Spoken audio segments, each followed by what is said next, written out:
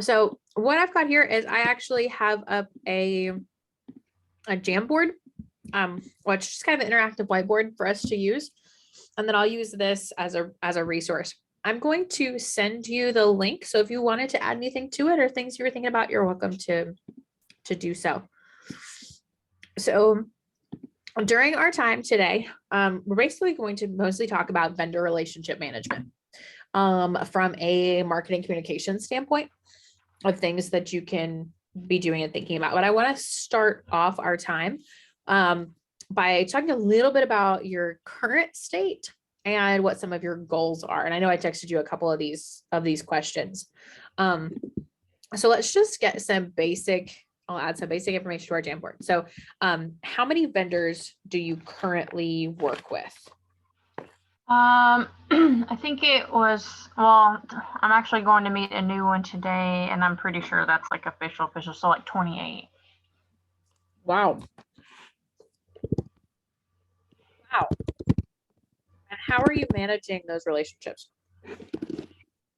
So a bulk of those are pretty local, and I know them like really well. Like I knew them before. So those are pretty easy to keep up with. They usually like shoot me a message, or I'll just give them a call. Those really aren't super difficult, and all those people are also like small businesses themselves, so they rely on me, mostly to like just drop in, fill up what they need. Like I know what they sell well. Like they actually aren't very super involved with anything I deliver, just because I know what sells well at that store. I take care of them basically. But what I want to really like focus on is probably more newer ones, and I'm going to start reaching out to like some bigger companies, and I want to look more professional. Yeah. So do you keep all of this in your head, or do you have like a software or system? As far as like what I deliver or keep track of? Yeah. Yeah, I have a file on every single person. So one of the things that as I was doing a lot of this research, something you should probably consider, especially, I wasn't sure if it would be relevant for you because I wasn't sure how many vendors you have, but if you're already up to nearly 30 different organizations and you're looking to grow, there are a lot of different types of software out there that can actually manage that data for you. Even as far as if somebody knows that they're out of a specific product, they could just go to a landing page that's specific to them and order it. We were trying to figure out a way to do that with our current website, and I couldn't wrap my brain around it, but that seems like a much better option. So I've never used these before, so I can't necessarily make a specific recommendation. Sure. But there are quite a few different options for small or large businesses. And so a lot of them have like built-in contracts even, or allow you to get a big picture of, well, what's selling really quickly? What if they need replacement orders on? And, renewing their contracts and determining, if there's risk assessment, is somebody dealing with issues of theft or, so like I said, there's lots of these relatively simple, different types of software. So as you scale, I would really recommend getting it out of your brain and off paper into something that'll integrate online for you. That would be great. Too much in my brain. Yes. Well, and that way you can focus on the big picture things as well. See, like, so this one, bring all of your vendors to one location. They could have, you could just order a monthly order invoice that they could submit. Or vendor 360. Like I said, there's lots of these. I wish I could give you like, do these. I haven't used them personally, so I can't necessarily Sure. give you that, but Come that, along in like a Facebook group that I might be able to like ask that question, and that someone else is already maybe using some that they like. oh, that's a good idea. See if anybody's using the software and if they have any recommendations. That's a great choice. Yeah, But anyway, I think that's just as we get into this conversation, you're probably ready to start exploring some of that. And then that'll allow you to scale faster and have these really efficient relationships with these different individuals. So, just to have an idea, how many are you in negotiations with right now? Do you know? like as new, like potentially new. One I'm going to see today, and then I have, so this doctor that I used to work with, his sister is in charge of like the I can't remember what he told me, but basically she'd be the person I need to contact for Buffalo Trace Distillery. Oh, wow. That'd be great. Yeah, that's like one I want to get my shit together before I contact them. Because Yeah. if I can get that account, it's probably going to be big. That would be huge. Yeah. Okay. So you've got several potentially big options. Like Buffalo Trace. One thing that I might recommend, and we're not kind of going off my notes, just kind of thinking about this, is you mentioned the Facebook group that you're in. Have you identified maybe 2 other businesses that are doing a really good job that you would like to be like, maybe in a different product sector? No, I'm not. I don't really like pay attention to that group, to be honest. So you might consider, even if if you can get up to Buffalo Trace, or identify a couple of different companies and say, man, their setup looks really nice. I wonder what their process is like. See if you can reach out to them and say, hey, tell me how you developed your onboarding for your vendors. Tell me how you, like, what does your software look like? What are you using? How much do you pay for it? Can you give me any recommendations? Because you are in such,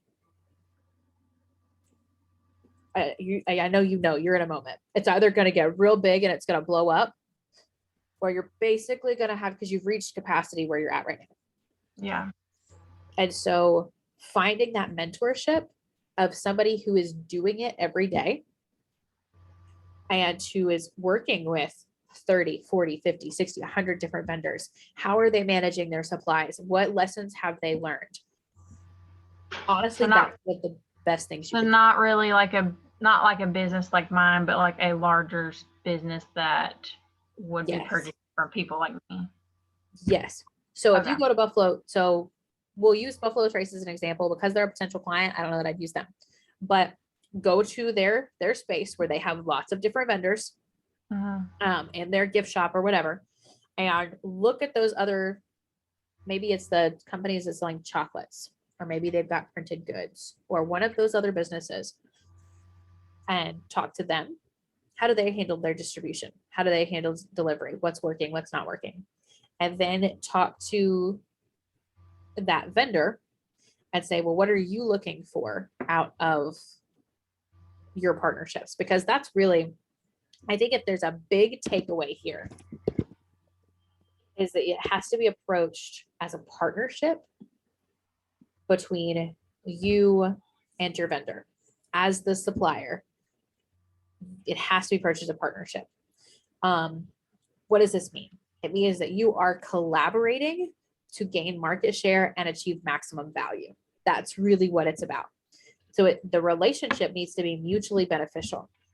Yes, you're providing the products that they sell, but they're also helping you. You're stacking their shelves, you're helping them, they're helping you. And when it's approached as a partnership, that should change what your communication looks like, because ultimately then it's almost like they're an extension of your staff and your employees. And so that shifts how you onboard your vendors just a little bit.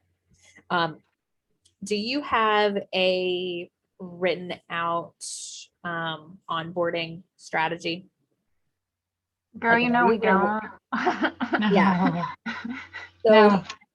with developing this is probably, and if you just search vendor onboarding, you'll find a lot of resources online. And we'll talk about some of the things that should be in this, but especially as you scale, as you bring on these new relationships where maybe they're not good friends of yours, maybe they're not people you see regularly. You want to create a relationship and have a structure in place for what that looks like. That way it's efficient, it's professional, and you're really helping one another.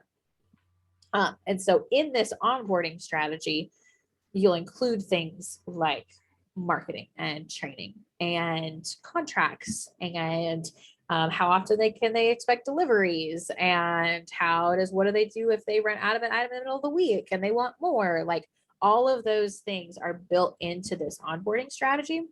So whenever you go into, you have this client meeting, you agree, we're both excited about this, we want to bring your product in, then you actually have a process you can put them through. And so they learn about your product. What are you made out of? What's the process like? Because key to, and we're starting here because when we talk about the marketing aspects of this specifically, you have to treat their employees like your employees, which means they need to know your different scents. They need to know the different types of products you have. They need to know where on your website can they order more. They have to know, as the ones who are right there with your product in their store, they need to have that information so that they can accurately represent you. And that's why I use that phrase of them as like an extension of your staff. And you want to train them appropriately for that. I'm getting a little bit ahead of myself, so we'll come back to that. But so a couple of things you mentioned, you've got this upcoming meeting.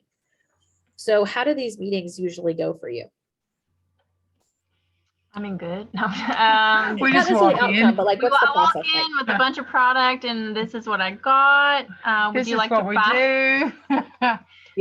Yep. It's so unprofessional. It's not predictable. It's I mean, so luckily enough, unprofessional. the people that we usually are coming to contact with are also like super laid back as well, Yeah. and like they've already kind of sought us out and they've seen our products, seen our website, so they kind of know, and that's why they called us and why they wanted us. So Yeah, and so some of the things that we do, I don't know if Sarah mentioned it, is that we do the photography of that item so that we set them up for success. So when they get when they get the products from us, they also have the marketing tools that we've created for them, like the photographs already I think taken. we told you that before, but we don't have like a contract for them to like make sure they actually use it, because like Country Boy Brewery, I started doing special subs for them, and they took a picture of the soap and it was terrible. It was actually the back of the label, And it was an in bar. it was like it was not good. But I had gave them some in the beginning, and things go through different hands and like things get lost, and somebody was like taking a cell phone picture of it on the bar, and that was what they had, and I was like, ah. So then I had to like, approach them and like hopefully that I'm not offending someone, but like, hey, your picture sucks, say it in a nicer way, but I can send you something nicer. And they were responsive to that, but they still use the old shitty picture they took, and it drives me nuts. They just added mine to their website. Like, they still have their shitty picture and plus mine. Did you specify they needed to take down the other one?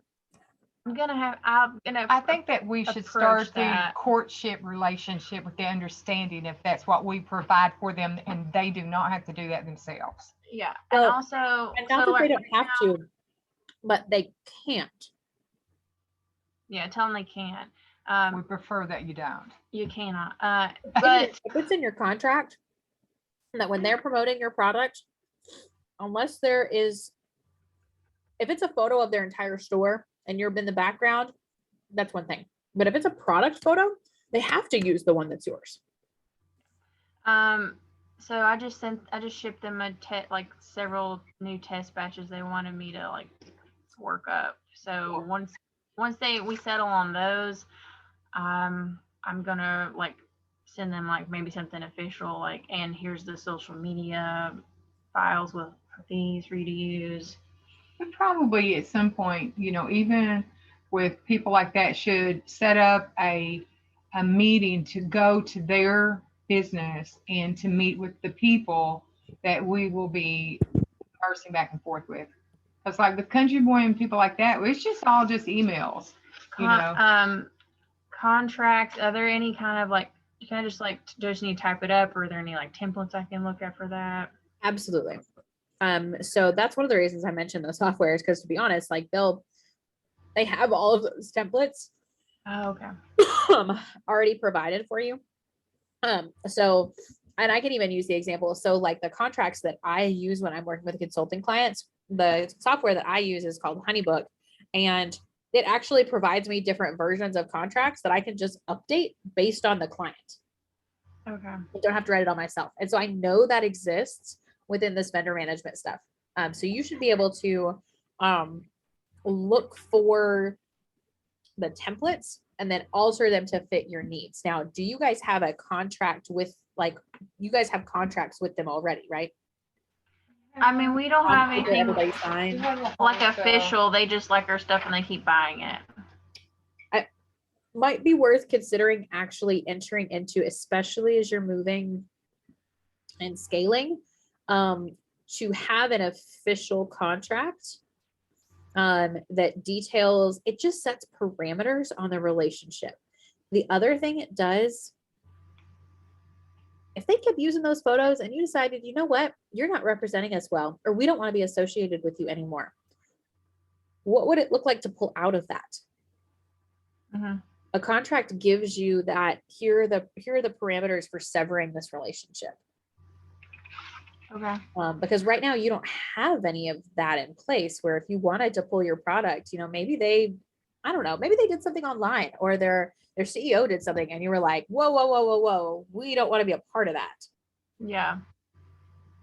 You need to be able to point to a part of that formal agreement with them to say, you've breached this contract and now we're going to pull our product. Yeah. I mean, right now, since we don't have a contract, I would just be like, peace, you can't have anymore. But right. No, we need a contract. Also, yeah. Hold on. She said that there's a vendor management software where we can upload inventory and they can go in and order what they need, so we don't have to worry about like trying to alter our website. Yeah, that's what we've been looking for. Yeah. Yeah. There's a lot of different, like, they're called VRM is the acronym, VRM software. But I really would talk to some of the other businesses that, do this and see what they're using. There's CERTA is one, CERT. It even has like auto drafting and e-signatures on your contracts, like just lots and lots of different things. So they might be able to recommend some that they've already worked with, connect you with a salesperson, do all of those things. So within your onboarding strategy, yes, you should definitely have a meeting, a visit to their physical storefront where you can see, like, you build that into your onboarding strategy. So maybe the first thing, yes, you sign your contracts, you agree on deliveries, you agree on the process for how they do reorders. And then you have a site visit where they say, hey, this is what our space looks like. Here's how much space we're going to give you. And then you can actually design what the layout is going to look like. Do you want to have a couple of levels where some of the soaps are higher than the other? That way you can see all of that sort of, you can build your display in their space. And then what you do, once you have that site visit, you design it, you take your photos of it, and then you give them those photos and you say, whenever you put out the product, it needs to look like this. It's not cluttered and messy all in one corner. It's not, because I know you guys are highly visual. What your product displays need to look like. And that, what those look like reflects back onto you as a company. And Yeah. so whether you're not the one maintaining it, so that kind of sucks, but it still reflects on you if it doesn't look like what you want it to. It also, aside from the reflection reputation part, is you want to be asking a couple of different questions, like what is the experience do you want your user to have when they encounter your product? So what kind of testers do you have out? Do you, I think about going to, oh gosh, it was I think it's been up to Lexington and the Summit. There was this super trendy little eco-friendly soaps place. They're all like, Blush. yes, maybe. And I don't go in there a ton because the smell is really overwhelming to me. What's the name?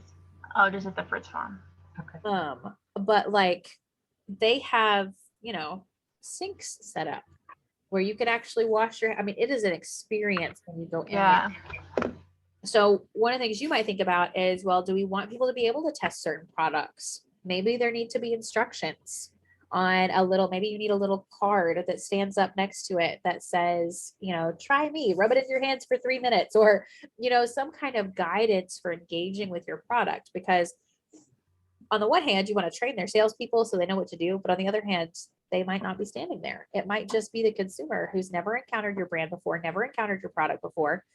Are they going to know? How are you going to guide them through the process of choosing which one to try, choosing which one to buy without actually being there? So things like branded signage, even if they're your little rack cards that have the name of the product, the benefits or the scents or however you want to describe that. And it's in your colors. It's cohesive. It's consistent. It fits your brand. Do you have that for the 3 main products? Do you have, and another thing I would consider would be, you guys sell direct, right? Like people can order directly from you, not just through a vendor. Yeah. So you need some kind of marketing card, maybe the size of a business card or some kind of something that's got your website right there.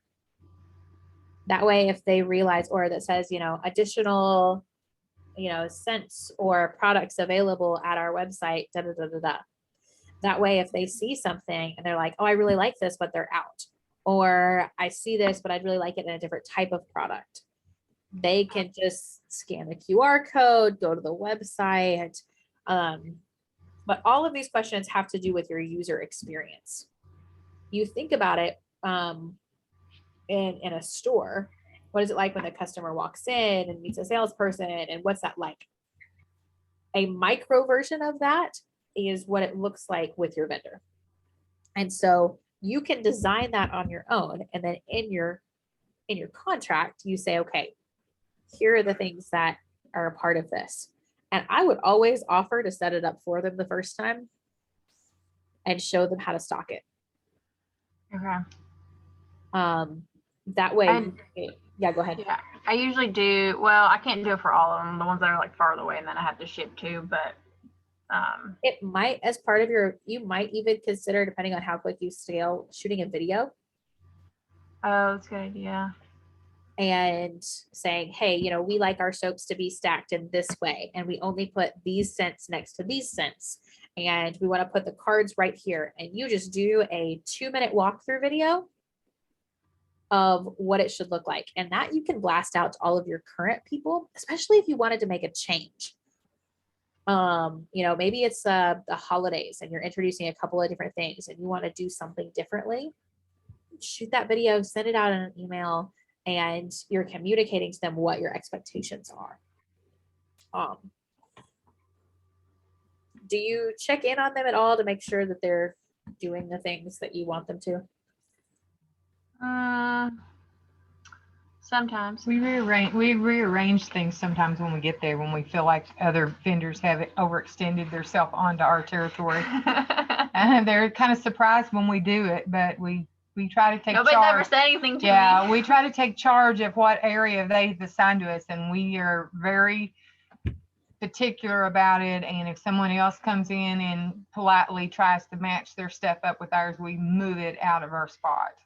It's awkward. I mean, luckily, really, there's only probably one or two places that I've had to deal with this, and or like they literally, or they moved it to like somewhere, like I'll be selling great, and then they'll move it somewhere like totally not obvious, and then it's like sales drop, and you're just like, my mind, I was like, why would you do that? That's dumb to me, and I don't know how to express that without. Like sometimes if they run low and they'll have a half of a display left, some person will come in and with their stock cards and stuff and say, oh, look, that's a neat little display besides those soaps. And then they'll start putting their cards and stuff in there. So we just move them. Or like maybe our display is like half full, and so they decided, well, we'll fill the display with some other stuff. But that doesn't happen too often, but it could be potential that it happens more if we start branching out more. And so have you bought the space, or are they buying the product and reselling it? Yes, they buy the product and resell it. So that's also hard because it's But like, well, it's their space. That's something that we haven't done before, is to have a space, rent a space in an area that we own ourselves. You know, we've never really, I don't know that we've ever found a spot that we would want to do that. But if we were to extend out to cities or something like that, we definitely might want to think about that. I think it's really all in how you write that contract. I mean, if you don't have the space itself rented, then you can't really control Yeah. how much else is around you, unless you've just provided really strong guidance on what your expectations are and they've agreed to maintain it at that level. That kind of gets back to that contract, because if that's built into your contract, like there's the expectation. And if you ever did, because part of this is preventative, most people, you're not going to run into issues. Yeah. But you need to have some avenue for accountability if it gets real bad. Because the last thing you want is a loyal customer to run into your product and take a picture of it and be like, this looks terrible. What is happening here? Or to have it affect sales, like you said, where it's just not handled right. So all of these are sort of marketing and business considerations. Another thing that you might consider doing, or at least offering, you might not be able to require it, kind of depends on what that contract is, offer a personal selling training. Say, hey, let us jump on a Zoom call with you and your, your two employees, and we'll tell them how to talk about our soaps. How are they made? What's the best deal? What's the best scent? What the benefit is. You could offer that written as well. Sometimes people don't read it, but if you say, hey, as part of this onboarding process, we want to, in that meeting, maybe train your employees about who we are and what we do. That way, whenever a customer, they're going to ask the sales rep that's standing right there, the person at the cashier. They're not going to call you and look up your website to find out the information. They might just going to say, hey, do you know if this was made locally? The last thing you want is for them to say, I don't really know. Like, you want them to have the knowledge to be able to say, oh yeah, that's Positive Attraction Soaps, and here's who they are, and this is what they're about. And so you can incorporate that into your strategy as well. Yeah. Luckily, and is like, I know, and we do have like a decent amount of information on our labels, but at the same time, people don't read. Like, it's shocking the level of people that won't read something and just email us or just message us on Facebook. Or like, I'll make an event and with all the details, and they will still leave a comment asking a question that's in the details, or like email, and I'm just like, which is why that repetitive communication, you can't trust that it's up there and they're going to find it. Yeah. Because people are just dumb. And I mean that in the best way. Dumb. No, they're super dumb, and I don't mean it in the best way. People are dumb as hell. Listen, I worked in the ER for 5 years. I did not realize how stupid people are. You have to tell them not just once, but 100 times. And then you're still going to tell them again. So any opportunities you have to, even things like upselling.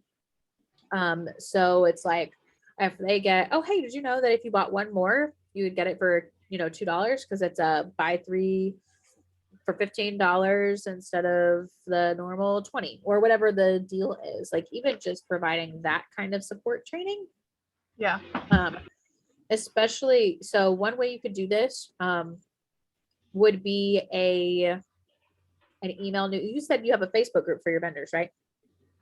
No, not for my vendors. Like I belong in like Oh, an so like you a could do small like an business. email newsletter or a Facebook group for the people who are distributing your product. Okay. And then, every 2 weeks, maybe you shoot them an email and you say, hey, here's a sale we've got going on our website. Make sure you mention this if they like our product. Or here's something new that you should know. And maybe it's just once a month, just depending on how just kind of what that relationship looks like. And maybe it includes a link to, hey, set up your monthly delivery meeting with us or something like that, just to really work that relationship. That way, when they do run out of product and have a half empty display, they don't wait until it's been empty for 2 weeks. They go ahead and proactively say, oh, hey, we need to go ahead and order more of that because it's selling well. Yeah. So you could do, like I said, you could do that with a Facebook group if you wanted to. You could do that with an email newsletter, but just a way of communicating with everybody at one time instead of having to go through and text every single one and manage that list because you might miss some and those sort of things. So just so you know, I am going to put all of these recommendations in a single document that I'm going to send to you that you can go through and say, okay, yeah, I think we want to do this. They want it. So that's just going to be a resource for you. We're just sort of talking. Thank you. Yeah, you're fine. So in terms of this, this negotiation that you've got coming up, and then ultimately like building and strengthening that relationship. And we are primarily talking about the people that you don't necessarily know or know well yet. Obviously, those that are your friends that are business owners, that's different. But as you grow and you've got more of these relationships with people you don't know well, how do you build that relationship? And one of the things that's most important is just to check in regularly.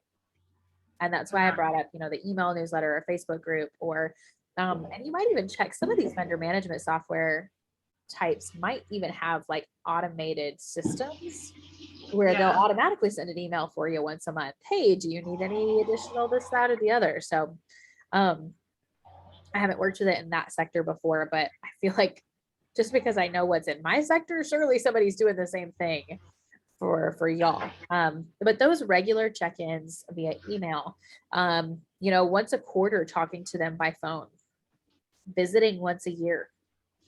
Maybe you take, maybe it's maybe every October you sit down and say, okay, in this month, I'm going to visit every place where our product is. And that's just one of the things I do once a year to check in with those people, make sure it's going the way I need to, make sure it looks the way I want it to, make sure they're not facing any weird challenges. They might be able to give you some opportunities and some leads about product development that you didn't even know about.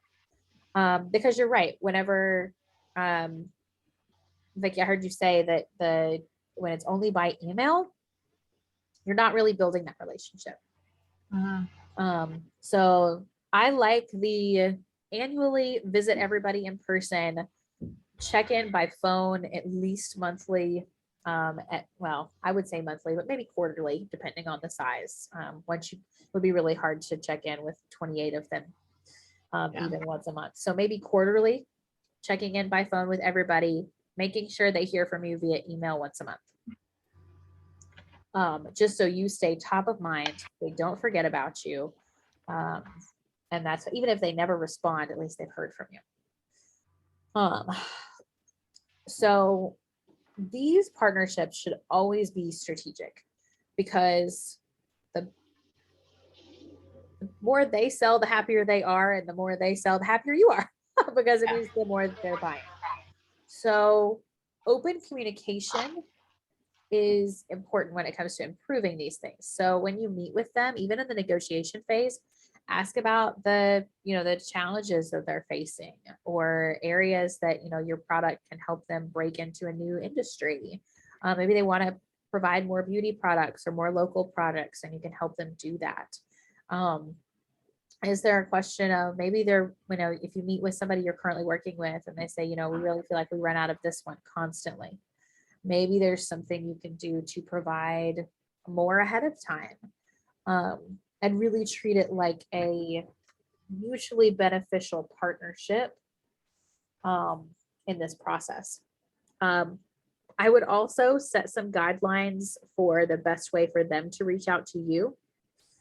I imagine they probably reach out to you some via text message, some call you, some email you, some Facebook message you.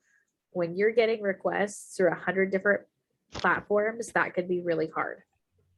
Yeah. So I would go ahead and begin by saying, at least until you have this software, go ahead and say, hey, make all delivery requests, through our website. Or anytime you have a customer service question, make sure that's always through email. Simplify your communication tools as much as possible, and then just clarify that that's what it is like, if you, maybe it's even a separate email address that's customer service at positiveattractionsoaps.com, and that way it's differentiated between some of your responsibilities that might be related to other things. So if you've got a customer service email, but then you also have a vendor service email, and you can link that up if it's through like Gmail or something, you can even link them up where they all go to the same inbox, but the user thinks that they are sending it. Yeah, that's a good idea. I have that with mine because I've got my personal Gmail account, and then I've got the Kentucky Communication Coach Gmail account, and then I manage scholarships for an organization. I manage a local political group's email. So they're all different email addresses, but I've got it synced up through Google to where they only go to one place. So I still only have to check one email. That's nice. But I can also respond from the different accounts too. So that if you're funneling it at least all through one location, I think that'll help. And again, the software will do a lot. If you find the right software, I think it will do a lot of this for you, because then they would just message via that program and do that. So I'm not trying to pitch it as like the panacea for all your problems, but I think it could simplify some of these things. I think so. I'm gonna try to look at some tonight. Then the last, not the last, I'm really bad about saying it's the last thing and then it's not the last thing. So you mentioned you don't have a formal contract. I don't know how much you guys have left in your funding or anything like that, but it might be worth your time to meet with a legal professional and have them, you can find a template, try to write it out, but it might be worth your while to see if they'll sit down and review it. Okay. It's got all of your onboarding in it. It's got your invoices. It's got your risk assessment stuff. It's got all of those different pieces in that contract, and have to just get a second set of eyes to look over it. I am always in favor of using the expert instead of trying to figure it out. If you can. So if you have that space left in your budget, that might be something to think about. So in terms of, those meetings, whether you meet over the phone quarterly, you meet in person once a year, one of the suggestions I would make would be to consider a forecasting meeting twice a year, maybe quarterly. Annually might be too much, just to try to predict how much supply would be needed based on the data that you have. That way you'll be able to get a big picture, because you might realize, hey, in this part of the county, this one is the most popular one. We need to make sure we make plenty of this for this region. It might help you. Again, it would be a big data question, but if you were able to talk to each of your vendors and say, okay, over the next 6 months, what do you think is going to sell well? What sold well last year? And look at We your started data. talking about actually just keeping track of that ourselves, like what we take out. Because like that's also something that's just in my brain. I know what's most popular, and but it also, but it does change every year. Like, last year this one was super popular, and now it's this one. And once you have a couple of years, if you start tracking that data, once you've got a couple of years worth of it, you'll be able to see patterns in terms of your top sellers. And you might be able to see if one of them is starting to wane. Like it's just, it performed really well 3 years ago, and in your head, it still performs well, but maybe it has started to decline because you aren't pushing it online as much. Yeah. Or maybe people, so you guys might know, we have a goat milk soap company here in town, and I use their products pretty regularly. A lot as gifts, but I am real bad about a couple years ago. I bought some of their holiday stuff, and I haven't used it all, so I put it out at the holidays. Every year we're still using ones that are 2 or 3 years old, but it still seems like it's good. I don't know, but Yeah. I'm not repurchasing, though I'm still reusing. So that's an opportunity. If you had that kind of knowledge or that kind of data about things like holiday scents, should you do an educational piece about why you shouldn't reuse your soap year to year to try to encourage people to go ahead and buy new this year instead of just like with candles? You run into this. The thing with soap, though, or like our type of soap, honestly, the older it is, the better it is. Like it just continually gets harder, and it just lasts longer. Oh, that's awesome. The scent will start to fade, though. The scent will start to fade eventually, but well, okay, that doesn't help you from a revenue standpoint. No, I don't always tell people that because you want them to use it so that they have to buy more. But that's funny. Huh. Well, good to know. See, you learn all kinds of stuff.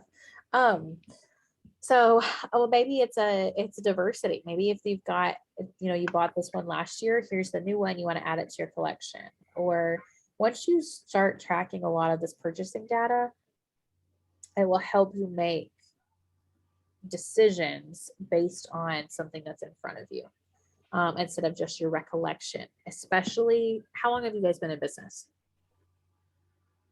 Officially, it's 2013. So you've been in business. But I really feel like we didn't really get 2000. I feel like maybe like 2016 is when it really started picking up. 15, 16.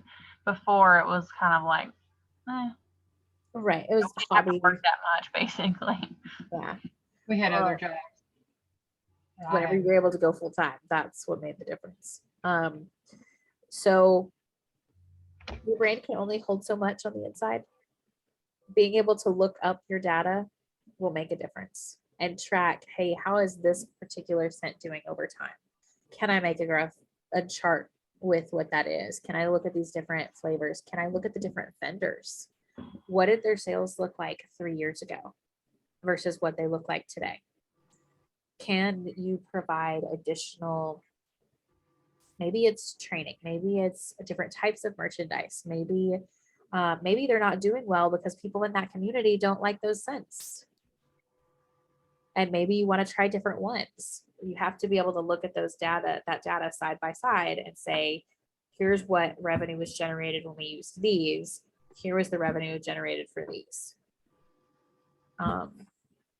So the systems side of this part, as you look to scale, is probably one of the toughest. But the better your data is, the more intentional you can be in the relationship. And so when we talk about vendor relationship management, that really begins with good data.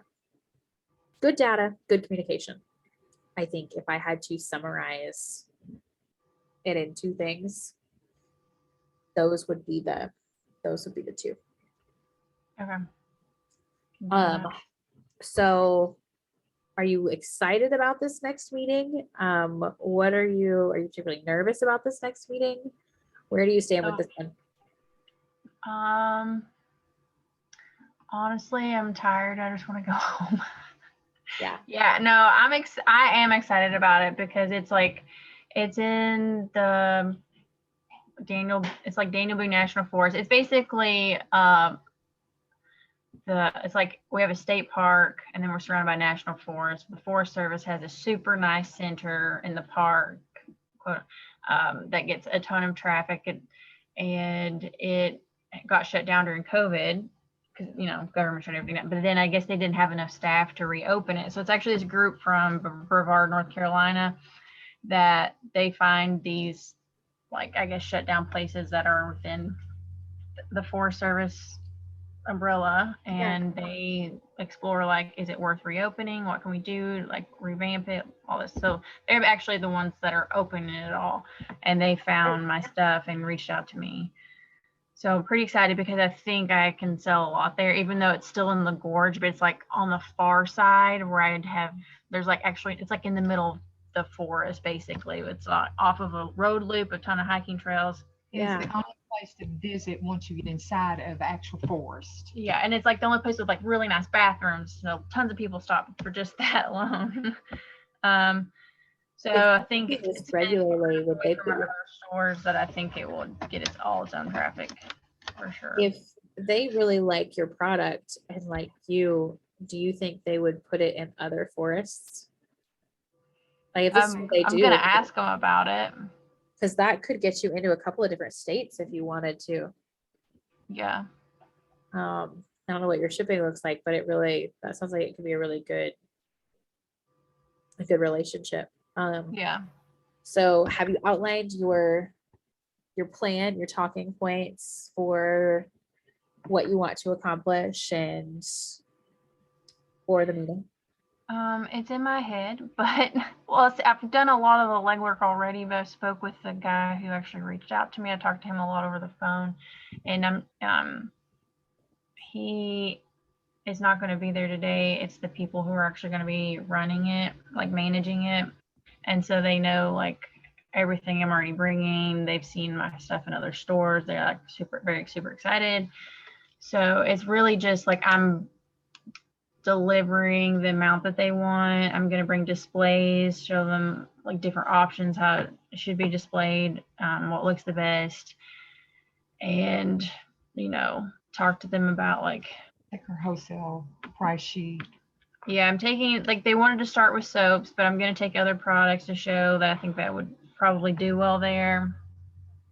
And then just talk to them about, like, you know, delivering. I think their biggest thing is like the experience in their other stores is like some people aren't able to keep up the inventory demand. Yeah. So I need to let them know like that's not going to be a problem. I mean, which I discussed with that guy, but I don't know if I should try to put like, for me to deliver, you should order this X amount, or do I just want to like be more flexible because I want it to be successful? No, Right now I'm starting with the flexible side because I want it to work out. You know, one of the things that I've always found to be really successful is if you can provide case studies of success. So, and this might be too last minute for you to do this today, but for future meetings, if you can say, here's an example of business A. They ordered this much. They did this, they generated this amount of revenue over this amount of time. This is what that partnership looks like. Here's a different company, and they used a scaled up version, and they did this thing, and they had multiple products, and they did this, that, and the other, and here was the results. If you already had those just in your back pocket, and could share that with them, you know, pair it with, have them write you a nice testimonial or something, and share that either in advance or when you get there, that could help them visualize what that relationship could really look like. And also demonstrate that, yes, you can handle the deliveries. Yes, you can handle keeping everything stocked the way it needs to be, because they have those references. I would probably, at this stage, this would be something I would work on developing over time, especially probably before you go to Buffalo Trace. Is have a case study A, have a case study B. One is the pared down version, one is the scaled up version. You could also eventually work on a third, which is that middle ground. And then your goal is that you want everybody to sign up for that middle tier, not come in at the minimum at the lowest tier. Okay. And these sort of case studies, examples, I'll call them example contracts, however you want to phrase that internally. Like, I think sometimes people just have a hard time visualizing things. And if you do it for them and provide that information, it can be a really persuasive tool to help you demonstrate your expertise and your credibility, as well as persuade them to sign on the dotted line. That's a good idea. I would almost, depending on where you think they're at, sometimes you start there. And you say, let me tell you about 3 of our other vendors. Mhm. This is what one of them did before you ever get into, or maybe even like right after. I'm trying to think just in terms of how you could reorganize these, basically based on the client. Like, maybe you demonstrate the product first, then you do pricing, then you talk about how it's set up, and maybe even you define this as like the onboarding process. How you're going to teach them, you're going to train them, you're going to do all the things to make sure that they know what they're doing with that product, and then you get to the contracts after that. That could be one way of, that way you don't rub them the wrong way with the pricing right off the bat. You know what I mean? You don't want them to get sticker shock. Yeah. You want them to already be bought in by the potential of it through the demonstration and some of your case studies, and then get into the pricing and then what you offer, and then the nuts and bolts of the contract. Anytime you're doing these sort of pitches, I always recommend doing some, I don't know, you could call it setting your agenda from the very beginning. Like, what is the desired outcome from the meeting? Like, do you want them to sign on the dotted line by the end, or is this just we'll take it home and think about it kind of a meeting? It sounds like for this one, they're already pretty much in, right? Yeah. So in this case, you do want to get to the contract stage and say, okay, we'll send you this, that, or the other. Here's when everything's going to start, and work through that process. But for somebody else, if it's just an introductory level meeting, you might only do, this part, the first 4 in something like this, in terms of how those meetings are organized. Do you have any questions or thoughts for me? We're sort of to our last 5 minutes. Questions, thoughts for me? Has this been helpful just to kind of brainstorm through some of these things? Yeah, definitely. So if we need help setting up one of these programs, can she help us with that? Maybe we could schedule a meeting to come down or come up. Well, she's not used them, but that's probably outside the scope of my expertise. A lot of these programs are going to have really great setup. They'll have. It's not going to be like QuickBooks. Don't worry. Yeah. I think they'll be self-explanatory and That's also going to be the benefit of, if you can, again, use that Facebook group, see what everybody else is using, and get some customer service recommendations. And say, have you tried to contact the customer service reps? Are they accessible? What was it like to import your data? All of that said, implementing new software always sucks. It is always miserable. Especially if you've never had it digitized before, if it's all through like Excel or through like a paper file, like it's always miserable. And it always takes more time than you think it will.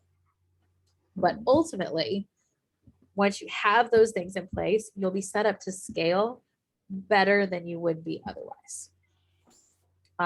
So in my experience, it's always been worth the effort. But so I would direct you that way with looking to a software solution for some of these things. And, I don't have any skin in the game as far as which one to go for. So there's no sales message there, but I would rely on your network and that Facebook group for some recommendations for companies your size, with the number of vendors that you have, with the direction that you're going. And then from there, I would really work on developing that onboarding strategy that includes writing some formal contracts and having those formal contracts that allow there to be some accountability, clarify the expectations. You can incorporate those meetings, all of those things. You can lay those out. So if I had to sort of summarize based on where it sounds like you guys are at, those would be some next steps that I would recommend pursuing. Okay. Yeah. No, I like all that. Thank you. Those So are good ideas. I know it's a lot, but that's part. This is one of the reasons why when you get to your point of scale, you see a separation between those that are manufacturing the product and those who are managing the business. Yeah. Is because you just can't do both. Also, when I was at work the other night, I uploaded some social media posts like ahead of time, so now I can just go in and hit post. Good. Slightly better. That's fantastic. So that'll be our next session. Okay. And so you can schedule that anytime between now and the end of March. My March calendar is starting to fill up just a little bit. So if you wanted to go check out that calendar and go ahead and put it on there, you can change the time if something comes up, even if you schedule it in advance, as long as I know 24 hours before. Okay. So, but we'll talk about some of the social media management stuff. We'll look at your analytics and talk about some of that strategy next. Okay. Thank you. All right. Thank you guys. Good to see you. I'll You be too. Have a good following up. day. You too. See ya.